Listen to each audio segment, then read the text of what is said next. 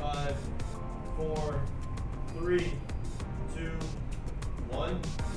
On this episode of the Jeff Crilley Show, we're going to be talking about parenting your parent. It's always a difficult conversation to have.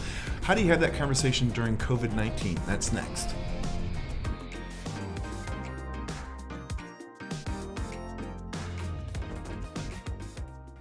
Many are predicting that the worst is yet to come, which is unfortunate, said one person here.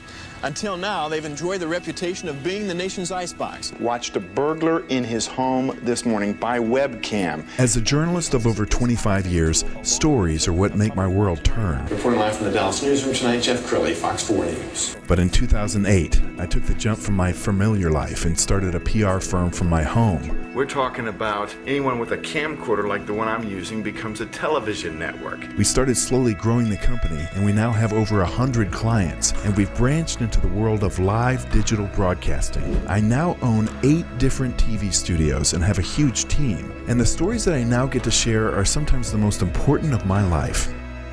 Life has a funny way of coming around full circle. This is the Jeff Crilley Show. I am a baby boomer, and so my parents are getting up there in age, and I think I always worry about that call from Waco in the middle of the day. Oh my goodness, has something bad happened? And I think I speak for a whole generation who's going through that right now. We're going to be talking about parenting your parent on this episode of the Jeff Crilley Show. Joining us to talk about that, Brian Levy. He is with Manchester Care Homes and Cambridge Caregivers. You are the Director of Business Development and Marketing.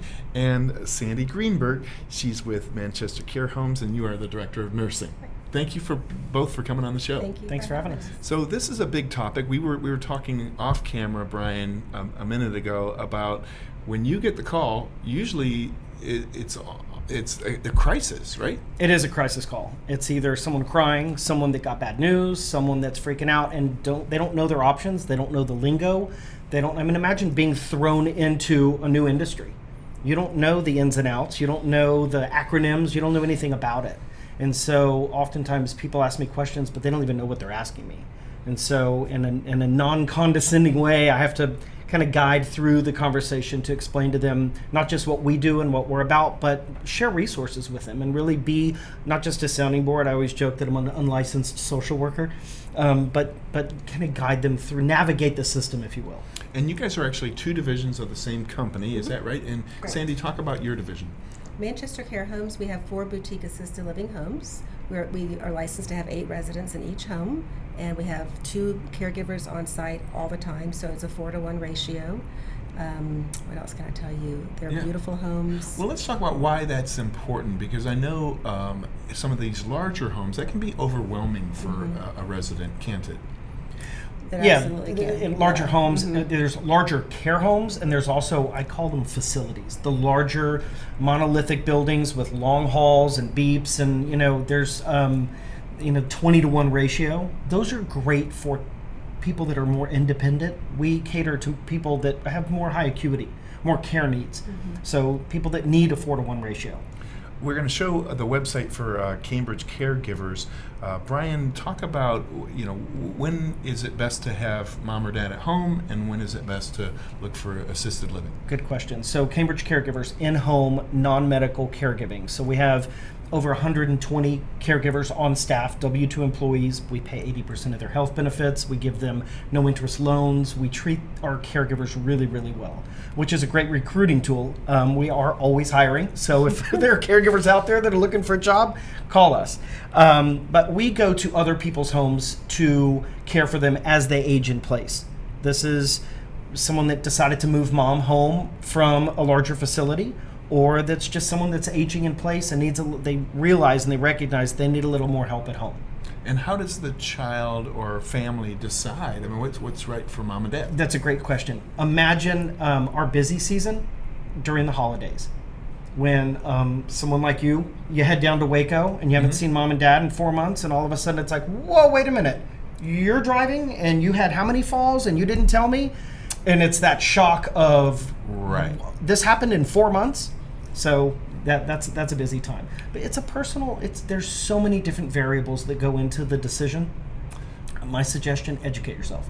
Okay, What's right for you may not be right for someone else. Perfect. Okay, Sandy, let's bring you back. Let's talk about COVID-19, the pandemic, and how you guys pivoted. And while you're talking, we're going to show your website, another beautiful, beautiful website. Let's talk about that. So COVID hit in March. Even before the state was mandated masks and no visitors, I think. Masks, no visitors. It's all PPE. All the PPE. Before that was even mandated, Yes. we basically shut down. We did. We took we were 2 weeks ahead of the game. Yes. And mandated all of our staff wearing masks, and staff were very upset, and we explained to them why. And our owner met with an immunologist and went through an infectious disease doctor and went through the whole process beforehand. And we started the mask and shut down all visitation, all vendors. No one was allowed in. I remember when we said, wait, our staff's going to be wearing masks? Excuse me? It was very difficult. I had to tell a few staff members, when they said, I can't do it, I said, then you'll have to find a new career. I mean, this is our new norm. This is the new norm, and it's not going away. It's just not going away. And one of the challenges among many has not just been acclimating the residents to our new regime we have family members literally that come to have dinner with their loved ones 7 nights a week. And we love it. We love when families come in. That's no more. So to explain that to a resident who has dementia, that's real hard. It's also really hard to explain that to a family member who either has dementia themselves or just doesn't get it. They want to see mom no matter what. So there's a lot of educating and a lot of jockeying and a lot of just explaining to people this is for our staff safety and your loved one's safety. And yours. And it's gone well for the most. Everyone understands. The family members are almost all very, very understanding, and they want to keep everyone safe. So we have a questionnaire that we ask them, when they do come to visit for our private visits, and fill everything out, taking temperatures, everything. So, but we are still not letting vendors in. Well, and I've got to vouch for you guys because we did some work with you guys years ago, and I remember just coming into one of your homes, and it is small and comforting, and it feels like family, and the aroma of great food in the kitchen. That's the comment I get every time I give a tour. This smells like home. I will tell you, our like homes, just differentiating factors, they're custom purpose built homes. So we didn't take an old house and renovate it. We literally built all 4 homes custom purpose built. So it's like driving by a mansion in Park Cities, and when you walk in, there's a great room. There's 8 private suites, or like 8 master bedrooms, bedroom, bathroom attached. So that's what's on the inside. That's very cool. Yeah. Let's talk about dementia. Is that something that you see a lot of? Is that something you care for? We absolutely see a lot of dementia. A lot of our residents have it.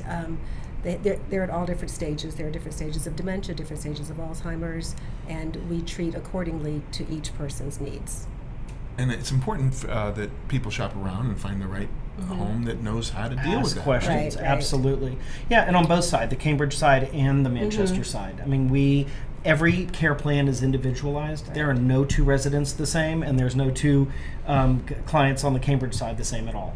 All the care plans are different. And we're constantly educating our staff on updates, anything new, and how to work with the residents for whatever their condition is. Let's talk about the importance of food, because I think, honestly, for some people, that's the highlight of the day. Sure. Right. Sandy and I were just laughing. We were talking about, we have some very, very elderly residents, 99, 100 years old.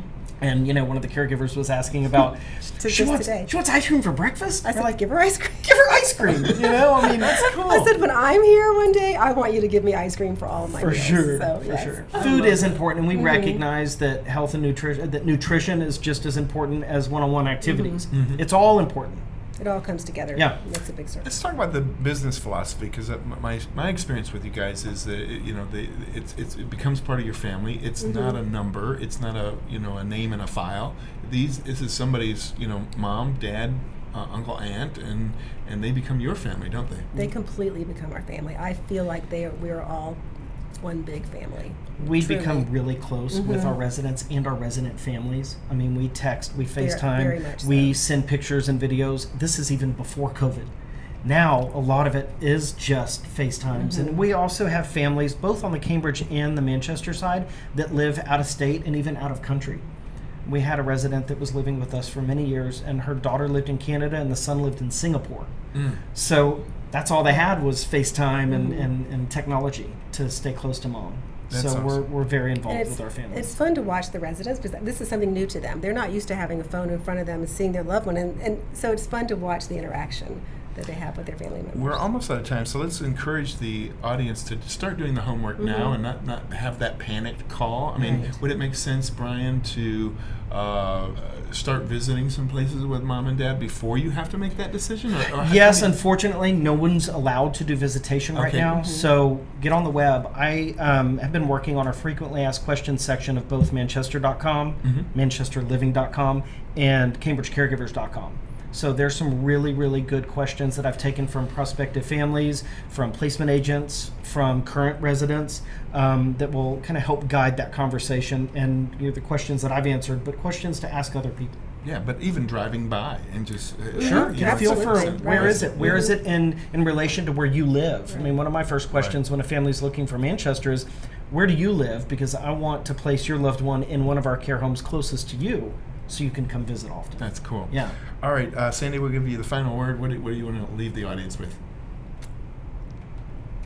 Like Brian said, I mean, just checking around, looking at different places, coming in, calling us, texting, emailing, and getting as much information as you can to move forward.